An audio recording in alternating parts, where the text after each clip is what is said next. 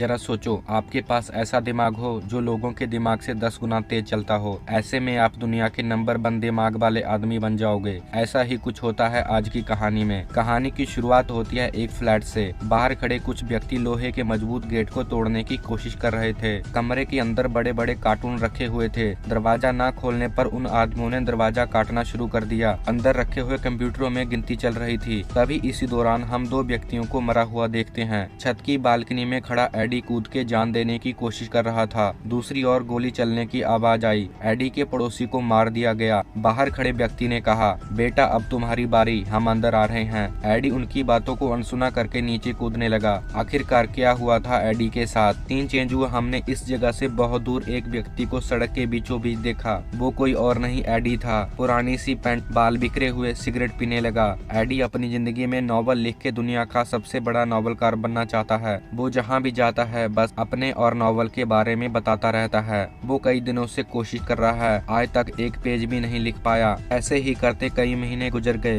पर उसके पास लिखने के लिए कोई टॉपिक नहीं था। एडी के इस रवैये की वजह से लिंडी ने भी उसका साथ छोड़ दिया। वो लिंडी को समझाने की पूरी कोशिश करता रहा कि वो जल्द ही नॉवल लिख लेगा। नॉवल लिखते वो बहुत अमीर हो जाएंगे, उनकी सारियां परेशानियां दूर हो जाएंगी। लिंडी ने बताया कि वो कई बार ऐसा कह चुका है, उसके बातों पे यकीन नहीं किया जा सकता। और रही शादी की बात, 9 साल पहले उसने मेलिसा से भी शादी की थी पर क्या नतीजा निकला। आखिरकार मेलिसा उसे छोड़ के चली गई। अब वो खुद को और धोखा नहीं दे पाएगी, इसलिए वो एडी को छोड़ रही है। लिंडी ने एडी को अलविदा कहा और वहाँ से चली गई। घर को जाते समय उसकी मुलाकात मेलिसा के भाई ब्रॉन से हुई। ब्रॉन एडी की हालत पे बहुत हैरान था। वो उसे एक बियर बार में ले आया। एडी ने बताया कि वो नॉवल लिखने की कोशिश कर रहा है पर आज तक कामयाब नहीं हो पाया। ब्रॉन ने कहा कि वो उसकी मदद कर सकता है, जिसके बाद उसने एडी को एक गोली दी। इसे एक लैब में तैयार किया जाता था, ऐसी लैब जहाँ पे गवर्नमेंट आदमी का आना सख्त मना था। आखिरकार एडी गोली लेके मेलिसा को याद करता हुआ वहाँ से घर को आ गया। सीढ़ियों पे चढ़ते समय एडी ने वो गोली निगल ली। आते ही उसकी मुलाकात उसकी पड़ोसन से हुई जो एडी को बहुत बुरा भला कह रही थी। तभी उसे महसूस हुआ दिमाग में हलचल हो रही है। आंखें बड़ी बड़ी नीले रंग की, सामने खड़ी पड़ोसन वाइड एंगल में नजर आने लगी। एडी का दिमाग 7वें आसमान में जा चुका था। बिना रुके पड़ोसन को कई सारे बातें कहते चला गया। इतना तो वो पूरी जिंदगी में नहीं बोला था। उसे अब तक की छोटी से छोटी बात याद आ गई। स्कूल से लेकर कॉलेज तक जो उसने पढ़ा था मुंह जुबानी बता सकता था। पड़ोसन एडी की बातों से इम्प्रेस होती चली गई। उसे लगा कि वो कभी उसी एडी को कोसा करती थी। घर के अंदर आते ही एडी ने घर की सफाई करनी शुरू कर दी। कुछ ही समय में घर चमचमाने लगा। सभी चीजें अपनी अपने ठिकाने पे जा चुकी थी। अब वो नॉवल लिखने बैठ गया। कुछ ही समय में एडी ने नॉवल के कई पन्ने लिख डाले। रात हुई तो एडी सो गया। अगली सुबह हुई तो एडी का दिमाग फिर से सो चुका था। वो एहसास भी खत्म हो गया। उसकी पुरानी जिंदगी वापस आ चुकी थी। एडी नॉवल के लिखे पन्ने लेकर एडिटर के पास गया। उसे कुछ पन्ने पढ़ने को कहा। ना पसंद आने पर वो कभी भी वापस नहीं आएगा। पूरा दिन घूमने के बाद एडी वापस आ गया। आते ही उसने देखा कई सारे मैसेज उसका इंतजार कर रहे थे। एडिटर को नॉवल काफी पसंद आ चुकी थी। वो नॉवल छापने के लिए तैयार हो गई। अगली सुबह बिना कुछ सोचे समझे एडी ब्रॉन के दरवाजे पे खड़ा था। ब्रॉन ने दरवाजा खोला। उसकी हालत काफी खराब थी। देखने से लग रहा था कुछ समय पहले किसी के साथ हाथापाई हुई होगी। एडी जानना चाहता था ये सब उसके साथ कैसे हुआ। ब्रॉन ने बताने से मना कर दिया। वो समझ चुका था एडी एंटीसी गोलियां के लिए आया है। उसने कहा वो उसे गोलियां जरूर देगा पर उससे पहले उसका काम करना होगा। एडी काम करने के लिए मान गया। उसे बस मार्केट से खाना और कपड़े लाना था। एडी गोली को पाने के लिए चला गया। मार्केट जाके उसने कपड़े लिए और खाना पैक कराया। वापस आकर देखा दरवाजा खुला था। पूरे कमरे का सामान बिखरा पड़ा था। ब्रॉन की हत्या कर दी गई थी। एडी समझ गया कि वो एंटीसी गोलियां लेने आए होंगे। उन्होंने ही ब्रॉन की हत्या की होगी। एडी ने पुलिस को फोन किया। पुलिस से आने से पहले ही वो एंटीसी गोलियां ढूंढने लगा। जल्द ही उसे एंटीसी गोलियां मिल चुकी थी। पुलिस के आने से पहले उसने सारी गोलियां को छुपा लिया। पुलिस पूछताछ करने के लिए एडी को पुलिस स्टेशन ले आई। बाद में कुछ सवाल पूछ के एडी को छोड़ दिया गया। वो अपने घर आ गया। एडी के पास दुनिया की सबसे कीमती चीज थी। अब वो रुकने वाला कहाँ था। उसने तो अब 4 दिन में ही पूरा नॉवल लिख डाला। एडिटर भी उसकी इस कामयाबी से हैरान थी। एडी ने रोज एक गोली लेनी शुरू कर दी। अब वो जो चाहे वो कर सकता था। दुनिया की बड़ी से बड़ी चीज आसान लगने लगी। वो तो लड़कियों को इम्प्रेस करने में भी काफी माहिर हो गया। तभी उसे समझ आया वो नॉवल के लिए नहीं बल्कि शेयर मार्केट के लिए बना है। सब कुछ छोड़ छाड़ के शेयर मार्केट में पैसे लगाने लगा। बचे हुए पैसों से एडी ने पूरे दिन में $700 $100 बना लिए। एडी कम समय में और भी ज्यादा पैसे कमाना चाहता था, जिसके लिए उसे और भी पैसों की जरूरत होगी। बैंक वाले भी एडी जैसे को पैसे देने के लिए तैयार नहीं थे। आखिरकार उसने एक टेढ़ा रास्ता अपनाया। अगली सुबह वो शहर के सबसे बड़े गुंडे गैंडी के पास था। इसी तरह कोशिश करते हुए आखिरकार गैंडी से $1 लाख लेने में कामयाब हो गया। गैंडी ने कहा उसे सही समय पे पैसे लौटाने होंगे, नहीं तो उसकी आंतड़ियां बाहर निकाल लेगा। एडी ने पैसे लिए और वहां से चल दिया। शेयर मार्केट में पैसे लगाकर एक ही हफ्ते में उसने सारे पैसों को डबल कर लिया। एडी की कामयाबी देखकर कई बिजनेसमैन उसे अपने साथ काम पे रखने के लिए तैयार हो गए। एडी लिंडी का भी दिल जीतता जा रहा था। उन्होंने दोबारा से जिंदगी शुरू कर ली। देखते ही देखते एडी पूरे शहर में छा गया। उसकी तस्वीर भी अखबार में छप चुकी थी। एडी को शेयर मार्केट का बादशाह कहने लगे। इसी दौरान एडी को पता चला एक बूढ़ा व्यक्ति उसका कई दिनों से पीछा कर रहा था। अगली सुबह वो शहर के सबसे बड़े बिजनेसमैन कार्ल वैन लून के सामने था। कार्ल और उसके दोस्तों ने एडी का टेस्ट लेना शुरू कर दिया। टेस्ट के बाद कार्ल उसे घर तक छोड़ने आया। वो टेस्ट पास कर चुका था, जाने कि वो शहर के सबसे बड़े बिजनेसमैन के साथ काम करने वाला था। उसकी खुशी का ठिकाना नहीं रहा। घर जाने की बजाय पूरा शहर घूमने लगा। बार में उसकी मुलाकात एक लड़की से हुई। उसने लड़की के साथ एंजॉय किया। वापस आते समय उसकी कई आदमियों के साथ लड़ाई शुरू हो गई। टीवी में देखे सीन से एडी ने फाइट करना भी सीख लिया। जब दिन के पूरे 18 घंटे बीत गए, नशा उतर चुका था। अब वो शहर के बाहर खड़ा था। उसमें इतनी ताकत नहीं थी कि वो घर जा सके। आखिरकार किसी तरह करता हुआ घर आ गया। अगली सुबह एडी ने गोली ली और कार्ल से मिलने आ गया।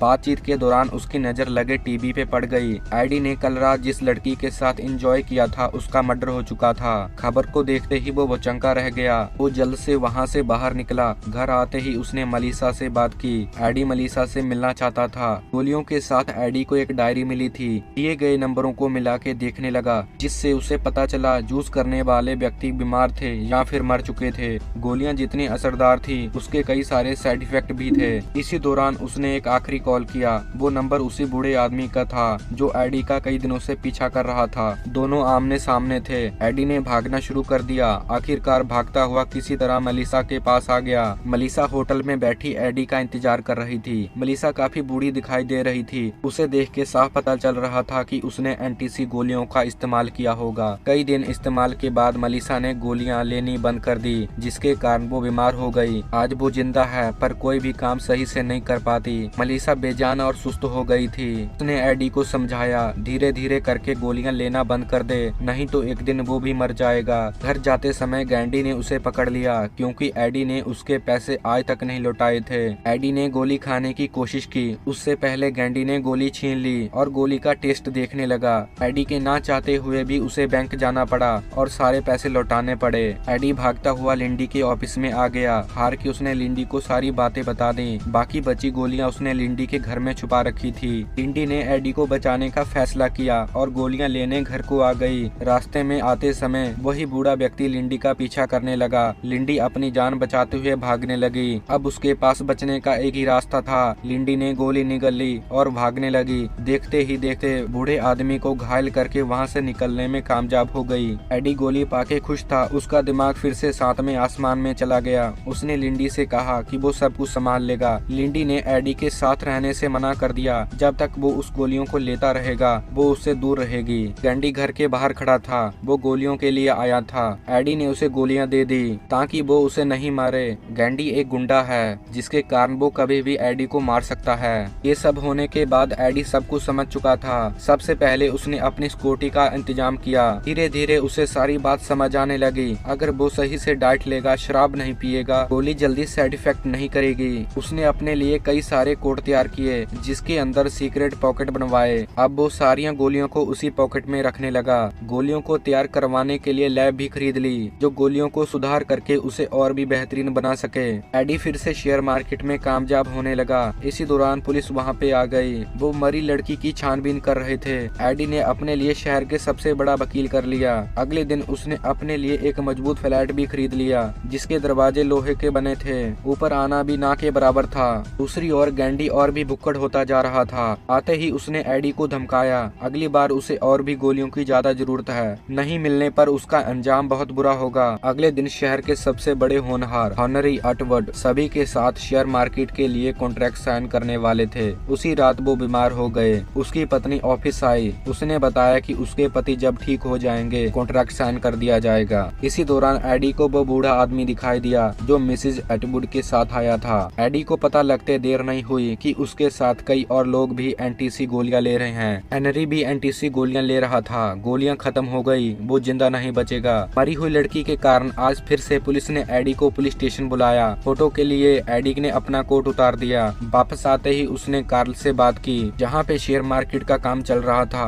एडी को अब एंटीसी गोली की जरूरत थी। उसने देखा उसकी जेब में गोलियां नहीं हैं। वो परेशान होने लगा, भागता हुआ घर आया, बैठ के टीवी देखने लगा। तभी उसे मालूम हुआ जो वकील उसने किया था वो हेनरी का आदमी था। पुलिस स्टेशन में उसने ही सारी गोलियां निकाल ली थी। इधर गैंडी गोलियां लेने के लिए घर तक आ चुका था। देखते ही देखते उसने दरवाजा काटना शुरू कर दिया तो इस तरह पहुंचा था एडी मरने की कगार पे। एडी को तभी याद आया एक गोली डब्बे में पड़ी है। डब्बे से निकाल के गोली खाने लगा पर कोई फायदा नहीं। गैंडी आ चुका था, गोली भी सिर के नीचे चली गई। गैंडी के दोनों बॉडीगार्ड गोलियां ढूंढने लगे। इसी दौरान एडी और गैंडी के बीच हाथापाई हो गई। एडी ने गैंडी को मार दिया। अब उसने गैंडी का खून पीना शुरू कर दिया क्योंकि एंटीसी गोलियां का असर उसके खून में था। इसके बाद उसमें फिर से फुर्ती आ गई। अब उसने दोनों बॉडीगार्डों को भी मार दिया। इसके बाद एडी उस बूढ़े आदमी के पास आ गया। गोली लेने से पहले ही हेनरी की मौत हो चुकी थी। एडी ने पैसे देकर बूढ़े आदमी को खरीद लिया और सारी गोलियां भी हासिल कर ली। सीन चेंज हुआ, एडी ने अपना ऑफिस खोल लिया था। एडी के अंदर कई सारे लोग काम कर रहे थे। इसी दौरान कार्ल वहाँ पे आया। वो एडी को फिर से अपने साथ रखना चाहता था। एडी ने कार्ल के साथ काम करने से साफ साफ मना कर दिया। अब वो और भी आगे बढ़ना चाहता था। अगले साल उसने पीएम बनने का फैसला कर लिया। लैब उसकी खुद की थी, अब कोई भी उसे रोक नहीं पाएगा। इसी गोलियों वाली सारी लैब बंद हो चुकी थी। अब एक ही लैब बाकी थी जो एडी ने अपने लिए तैयार की थी। गोलियों के कारण एडी फिर से स्मार्ट बन चुका था। इसके कारण वो फिर से अपनी जिंदगी में लिंडी को वापस ले आया। इसी दौरान ये मूवी यहाँ पर ही खत्म हो गई।